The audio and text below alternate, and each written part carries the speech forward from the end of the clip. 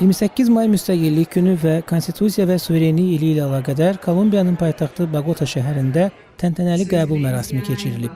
Tədbirdə Kolumbiyanın dövlət və hökumət nümayəndələri, konqresmenlər, bu ölkədə fəaliyyət göstərən akademik dairələr və diplomatik korpusun üzvləri, kütləvi informasiya vasitələri və Azərbaycan icmasının təmsilçiləri iştirak ediblər.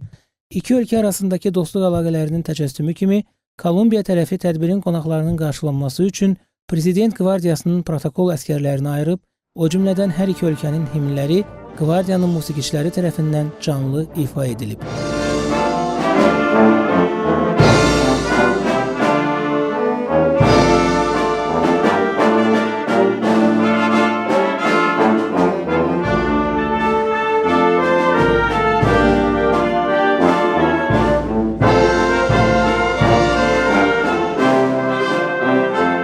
Ölkəmizin Kolumbiyadakı səfiri Məmməd Talıbov tədbiri giriş sözü ilə açaraq, Şərqdə ilk və dünyəvi demokratik respublika olan Azərbaycan Xalq Cümhuriyyətinin müstəqilliyinin elan edilməsinin zəngin dövlətçilik tariximizdə tutduğu əhəmiyyətli rolu qeyd edib. 2025-ci ilin Azərbaycan Respublikasında Konstitusiya və Suverenlik ili elan edilməsinin əsasları barədə məlumat verən diplomat, ölkəmizin sülh gündəliyinə hər zaman sadiq qaldığına diqqət çəkərək, eləcə də regionda dayanıqlı və dönməz sülhün əldə edilməsi üçün beynəlxalq ictimaiyyətin Ermənistanı əməli addımlar atmağa çağıracağına ümid etdiyini bildirib. Məmməd Talıbov Azərbaycan-Kolumbiya münasibətlərinin inkişafında müşahidə olunan müsbət dinamikanın məmnunluq doğurduğunu diqqətə çatdırıb. Mədəniyyət, təhsil, humanitar, iqlim dəyişikliyi və ətraf mühitin mübarizəsi başda olmaqla bir çox istiqamətlər üzrə, o cümlədən iki ölkənin qanunvericilik orqanları arasında səmərəli əməkdaşlıq əlaqələrinin qurulduğunu diqqətə çatdırıb.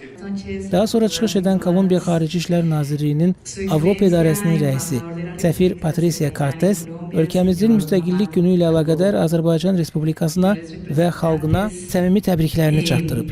O, ölkəmizin COP29 kimi mötəbər beynəlxalq tədbirə yüksək səviyyədə ev sahibliyi etdiyini bildirib. Əlverişli geostrateji mövqeyə malik olan Azərbaycanın yürütdüyü uğurlu xarici siyasətin bütün dünya üçün, eləcə də Latin Amerikası ölkələri üçün etibarlı tərəfdaşa çevrildiyini qeyd edib. Sonda Azərbaycanın müstəqillik günü ilə əlaqədar, o cümlədən ölkəmizin turizm imkanlarını özündə əks etdirən tanıtım video çarxları nümayiş etdirilib. Milli mətbəximizin ləziz təamları qonaqlara təqdim olunub. Kəmran Qasımov, Real TV.